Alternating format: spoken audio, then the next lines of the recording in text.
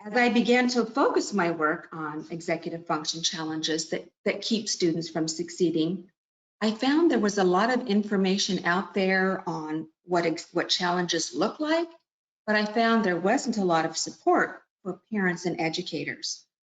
So I began to do some research with a colleague, and what we found was, there was no universal agreed upon definition of what executive function skills truly are. So if you Google that term executive function, you might find it's 10 different components, or it's 3 components, or it's 8 components.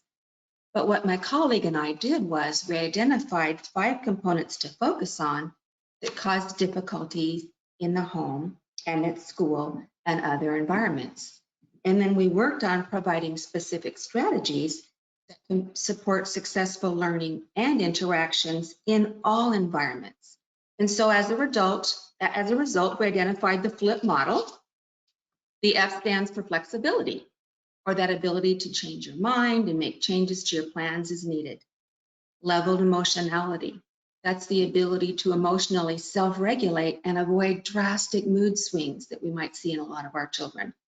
Impulse control, the ability to control your impulses, such as waiting to speak until called upon. I had the opportunity last year when I was presenting in Winnipeg to attend Amy Bowie's conference the day before, and she describes impulse control beautifully as that space between thoughts and action. So think about it. A lot of our students that have difficulty with impulse control have no space between the two of those. And then planning and organization. This is huge for our children as they move into the upper grades and they have expectations of different teachers, changing schedules. They need to be able to organize their time and their materials. And problem solving is another critical executive function skill. The ability to know that there's a problem that needs to be solved, to generate solutions, select one, and then evaluate the outcome. So these are things that we can support and remediate. That's why we identified those 5 components, because we knew these were things that we could provide strategies for. So what do we see in our children that have executive function deficits? How are those deficits manifested? So if a child lacks flexibility, we might see resistant change in routine, whether it's school, whether it's home routines. Maybe mom or dad had to take a different path to ice skating practice. Difficulty making transitions is tough for a lot of our children that lack flexibility. Difficulty shifting topic when they're having conversations, or difficulty shifting activities. Oftentimes students who lack flexibility have very concrete thought processes. If anything is abstract, it's difficult for them to grasp those concepts.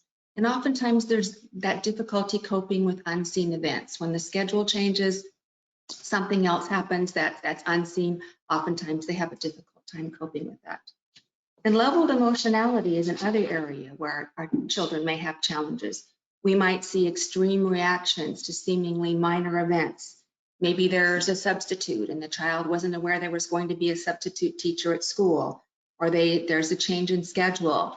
The child might have a difficult time handling that. We can also see children who get silly and overexcited about something that others may not feel, it may be inappropriate because they get too silly and overexcited over something that maybe they find pleasure with.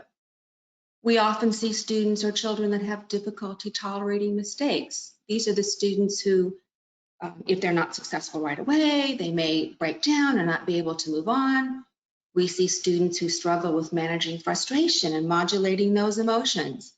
Behavioral outbursts. Maybe your child or your student is engaged in a preferred activity. It's time to move on to something else. May see a meltdown. And then poor coping strategies.